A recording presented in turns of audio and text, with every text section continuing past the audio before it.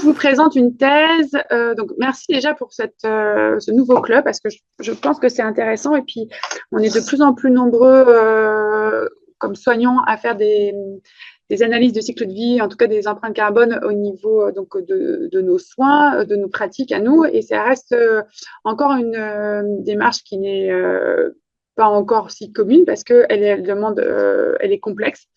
Euh, Elle demande une certaine compétence qu'on n'apprend pas dans nos études, puisque c'est vraiment très spécifique. Et je pense que c'est intéressant qu'on puisse partager finalement nos résultats et puis que ça puisse un peu aider ceux qui veulent travailler là-dessus. Euh, Parce qu'on a parfois des données qui viennent de pays étrangers, mais finalement, à chaque fois, chaque pays a ses caractéristiques et même les organisations dans les hôpitaux. Et donc, c'est ça qui est intéressant aussi. Et c'est pour ça qu'il faut faire ces analyses et aussi apprendre à appréhender et la technique, mais également comment ça s'appelle les résultats et savoir comment après on peut analyser les résultats. Et c'est pas, je pense que c'est aussi intéressant de pouvoir partager ça. Voilà. Alors, c'était la thèse de Alexis Pennec, qui est donc interne d'anesthésie, enfin qui était interne d'anesthésie à l'époque. C'était en 2021. Et donc, j'étais sa directrice de thèse. Et donc, nous, on a voulu faire le bilan carbone d'une appendicectomie par voie cœlioscopique. Je vous présente juste le contexte de l'époque, hein, parce que finalement, les choses ont quand même pas mal évolué depuis 4-5 ans. Les premiers qui avaient commencé à parler bilan carbone, c'était l'association Healthcare Without Harm et qui avait fait des évaluations de l'empreinte carbone des secteurs de santé de façon macro, avec donc des données de flux, surtout au niveau international. Et là, on voit sur ce diagramme qu'elle avait estimé, alors c'était sur des données qui étaient issues de 2014, que l'empreinte carbone était aux alentours en France de 4,6% des émissions nationales qui étaient consacrées au système de santé. On voit que les États-Unis, c'est eux qui étaient le plus important avec plus de 7,6.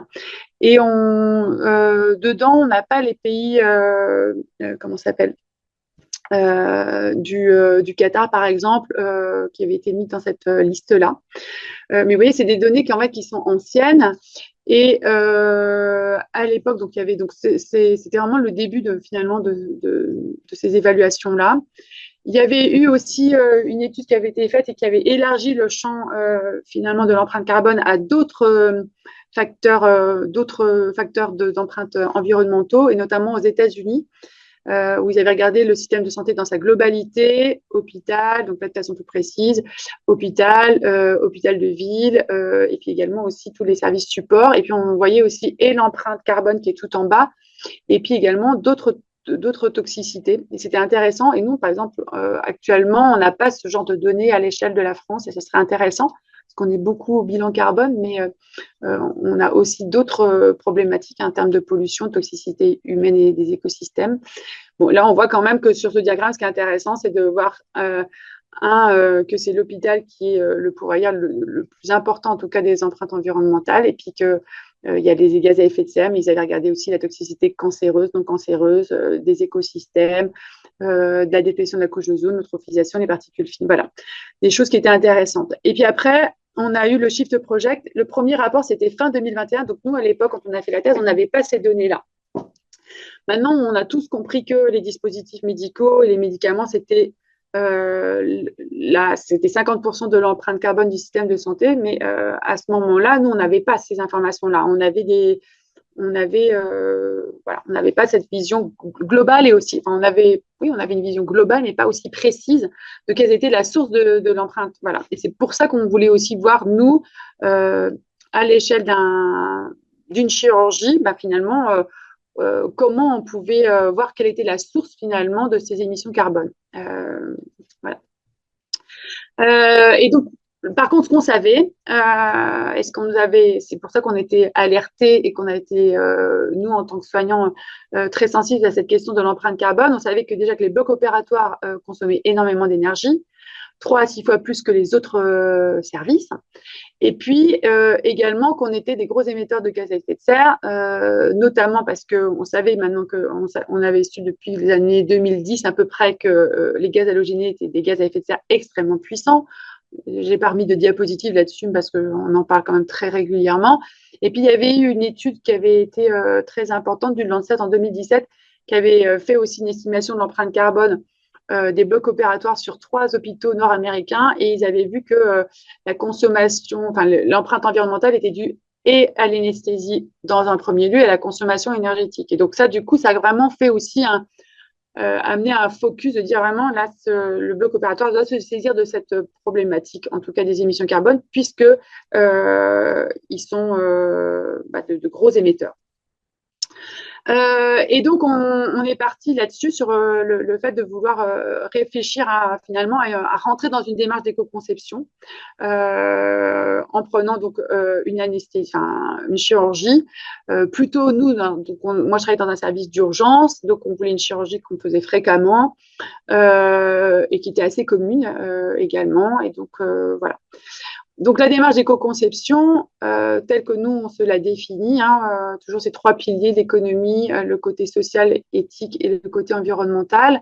Donc, il y a le coût global qui est important et l'approvisionnement. Le côté éthique qui est de bien réfléchir à la pertinence des soins, l'efficience, la performance. Et puis, l'environnement avec la réduction de l'empreinte carbone et le côté de préserver les ressources, d'avoir un environnement sain, la biodiversité, tout ça dans l'objectif d'avoir un système de santé durable.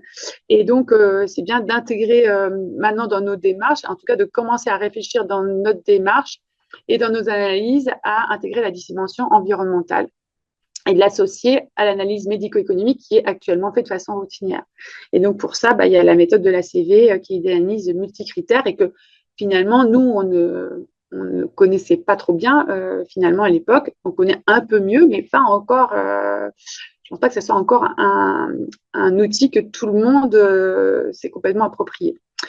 On a utilisé donc comme méthode le bilan carbone et du coup on s'est rapproché de l'ADEME qui nous a aidé par rapport à ça. Et donc quand on veut faire un bilan carbone d'une intervention, vous le savez peut-être déjà, mais il faut bien définir le contour de l'étude, le périmètre de l'étude, parce que ça, c'est extrêmement important pour bien définir voilà, de quoi on parle. Et puis bien borner, parce que la façon dont on aura bien borné notre étude, on saura qu'est-ce qu'on doit recueillir comme données. C'est important aussi d'être exhaustif, parce que c'est vraiment un travail pas de fourmi, mais il faut vraiment être très précis pour être exhaustif sur le comptage, parce que si on oublie à un moment donné un paramètre, ce paramètre-là peut avoir une importance dans les émissions, et donc il faut vraiment être précis et faire attention qu'il n'y ait pas de double comptage. Donc ça, c'est un élément important. Et après, on va recueillir tous les paramètres, donc tous les facteurs qui rentrent dans ce bilan carbone, donc tout ce qui est de la consommation finalement, ou qui engendre de l'émission carbone. Et à chaque donnée recueillie, on va associer un facteur d'émission carbone et qu'on va après additionner donc toutes les consommations et puis on aura du coup une vision globale de ce bilan carbone. Et donc, pour pouvoir avoir vraiment une vision plus précise, enfin extrêmement précise du bilan carbone de chaque dispositif, il y a 2 méthodes. Il y a soit l'analyse du cycle de vie, soit le ratio monétaire. Donc, oui, alors je bien, voilà. L'analyse de cycle de vie, vous le savez, peut-être, c'est vraiment une vision globale qui va de la production du dispositif médical jusqu'à son déchet, en passant par le transport, l'utilisation, et puis après qui va jusqu'à l'élimination. Et donc, on peut voir que là, on intègre donc et la ressource naturelle, les méthodes de fabrication. Après, il y a la stérilisation souvent dans les dispositifs médicaux. Après, il y a le transport qui va jusqu'à l'utilisateur, la manière de l'utiliser. Et puis après, la fin de vie qui est le déchet. Et soit on est en économie circulaire et donc on arrive à recycler ou à réutiliser ce dispositif qui donc n'est plus un déchet, soit c'est réellement un déchet, du coup il part en élimination. Donc ça, c'est l'analyse de cycle de vie. Et donc du coup, quand on veut calculer l'empreinte carbone à travers cette modalité-là, il faut chercher des informations sur toutes ces étapes, ce qui est quand même extrêmement compliqué et qui est vraiment finalement la partie la plus complexe en fait quand on se lance dans ce type d'analyse, que ce soit l'analyse multicritère de l'ACV ou même que du bilan carbone, parce qu'il faut voilà, les ressources les matières premières sont en général difficiles à connaître. Les matériaux du dispositif, ça, on arrive éventuellement à les avoir. La manière de fabriquer ces dispositifs, ça, c'est compliqué. Le transport, ça, après, c'est des suppositions, si tant est qu'on sait après où a été fabriqué le dispositif médical. Et puis le déchet, là, pour le coup, on sait, puisque c'est nous qui sommes sur le terrain, donc on sait ce qu'on a produit comme déchet. Donc ça, pour le coup, cette donnée-là, elle est fiable. Pour un certain nombre de dispositifs, notamment les médicaments, on n'a pas forcément ces informations-là. Et donc, on utilise, je reviens en arrière, le ratio monétaire.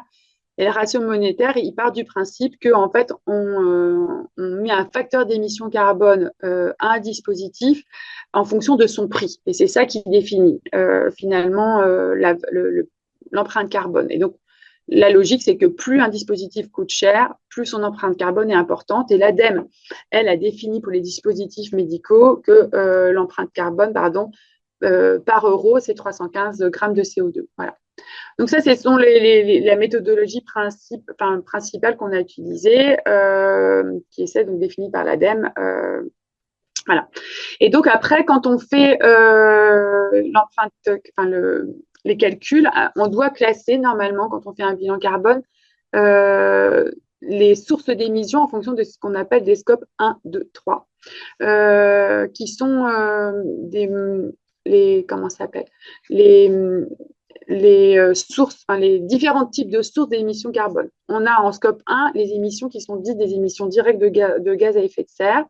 Et donc là, dans le cadre de notre chirurgie, les émissions directes, ce sont les gaz halogénés et le dioxyde de carbone qui est issu de la celluloscopie.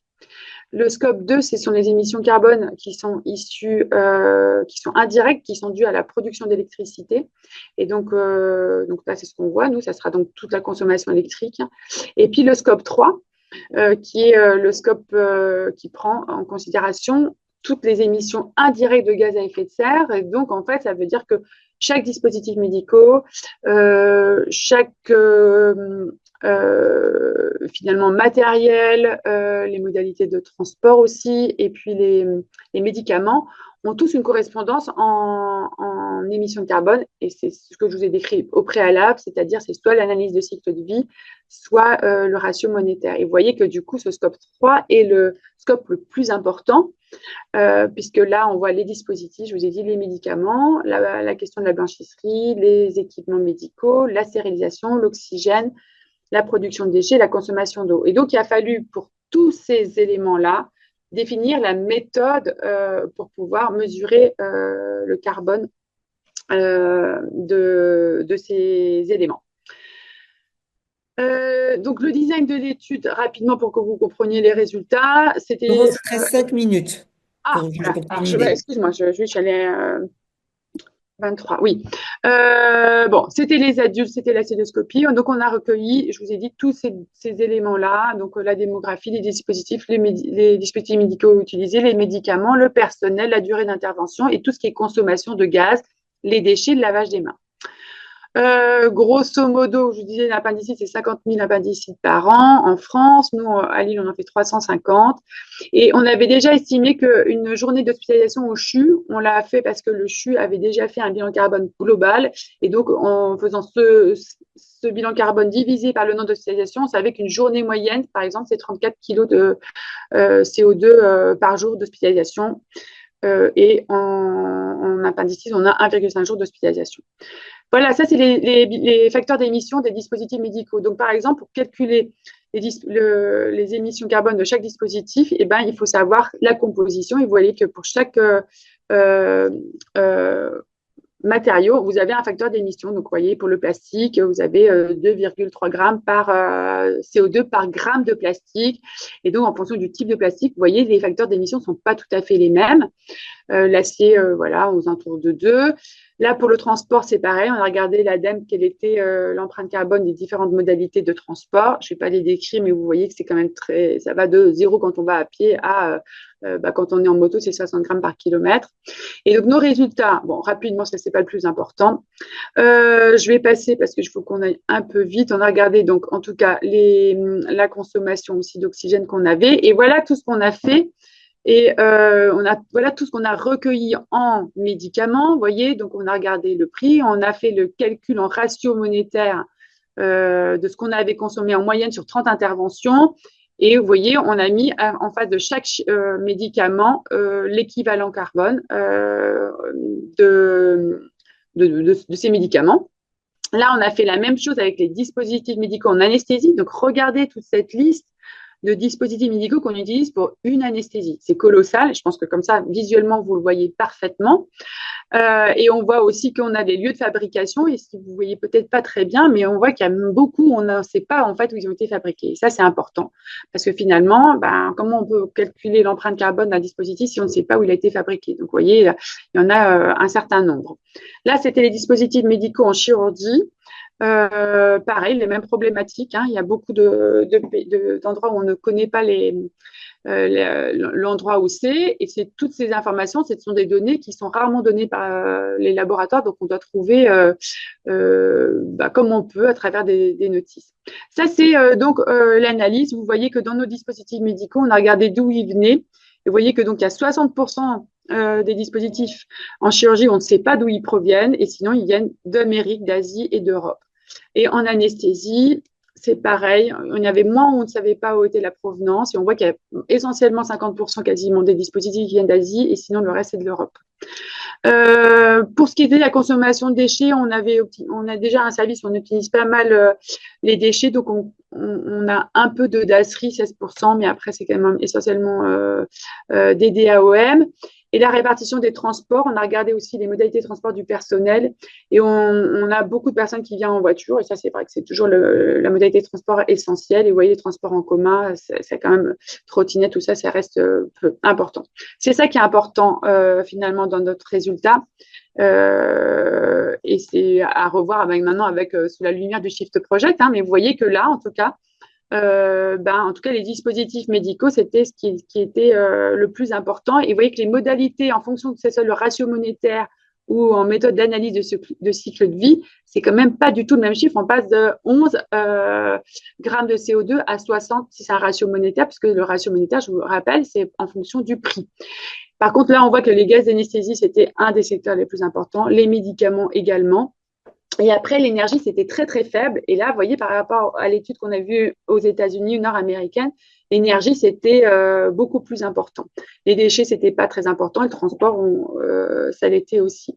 Et donc, voilà le tableau en fonction de scope, comme je vous expliquais, scope 1, 2, 3. Et vous voyez, on a tout ici, le calcul qui a été fait de cette ACV.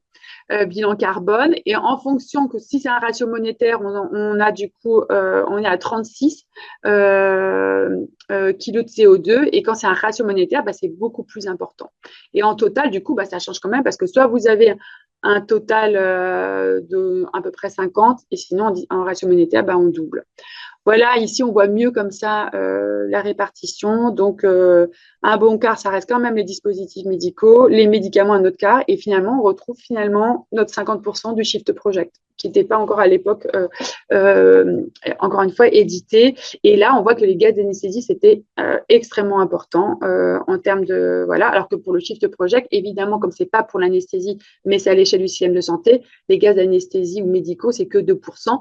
Mais c'est là tout l'intérêt de se faire des ACV spécifiques à chaque type de soins, parce qu'en fait, finalement, quand on veut partir dans une philosophie de décarbonation, il faut bien comprendre quelle est la source. Et nous, en anesthésie, notre source, c'est les gaz d'anesthésie. Donc, évidemment, si on a des actions à mener, on sait qu'on doit de décarbonation, on sait qu'on doit, visuellement, on voit bien que c'est les dispositifs médicaux, les gaz et les médicaments qui sont essentiellement faits.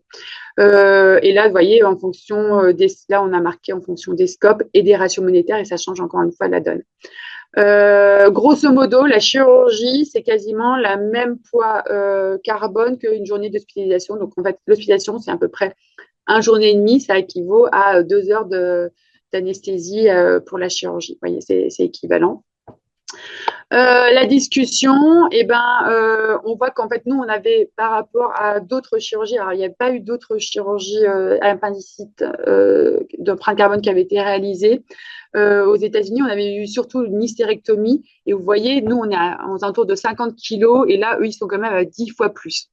Et donc, une des réflexions, c'est que nous, on a une consommation énergétique, enfin, nos émissions de carbone dues aux émissions d'énergie sont très faibles parce que on a une électricité qui est très peu carbonée. Donc ça, c'était un point important. Et puis après, on avait regardé que si on avait utilisé par exemple le desflurane, on aurait eu un impact qui aurait été beaucoup plus important. Et à l'époque, dans la chirurgie qui avait été faite aux États-Unis, c'était le cas, ils utilisaient beaucoup de desflurane. Donc, vous voyez que on passait de 50 kg à 230 kg en fonction du type de gaz. Donc, vous savez que maintenant le desflurane va être quasiment plus utilisé, mais il y a encore 4-5 ans, c'était pas encore le sujet. Donc là, on voyait vraiment que quand on avait fait du sévoflurane, on avait vraiment un impact qui était vraiment extrêmement réduit. Donc ça, c'est ce que je vous ai parlé, c'était de l'électricité. C'était un autre point qu'on avait identifié. Et les États-Unis, tout comme l'Angleterre, eux, ils ont moins une déficience en termes d'électricité. Et puis l'autre point, donc je vous avais dit l'anesthésie, le gaz, et donc même si on utilise un gaz d'anesthésie le moins impactant, ça reste quand même que c'est un impact important. Et donc il est important après, d'un point de vue de nos techniques, de réduire au maximum cette empreinte-là. Et les voies qu'on a, c'est c'est de la manière vraiment de nos pratiques professionnelles. Donc, c'est ce qu'on appelle les gaz à effet les débits de gaz frais vraiment à réduire.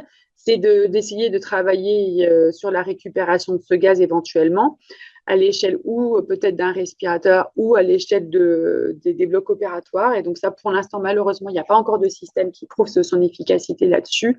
Et puis, éventuellement, c'est d'avoir une autre technique d'anesthésie qui serait beaucoup moins émettrice, notamment l'anesthésie par voie IV. Puis après, c'est toute la question des dispositifs médicaux. Et ça, c'est vraiment un sujet qui est important parce qu'à l'heure actuelle, à chaque fois qu'on veut faire des ACV, on a encore très, très peu de données sur ces dispositifs médicaux. Et si, en effet, on veut à un moment donné réduire l'impact des dispositifs médicaux et des médicaments, clairement, l'étude a montré qu'on avait quand même encore très peu de données et que du coup, c'était encore des estimations qui étaient faites. Et surtout, c'est qu'on n'a pas du coup de possibilité d'avoir un choix éclairé pour choisir les dispositifs médicaux qui seront le moins impactants. Voilà, c'était la conclusion de la présentation. J'ai peut-être un peu débordé, mais j'ai fait de mon mieux. Merci beaucoup.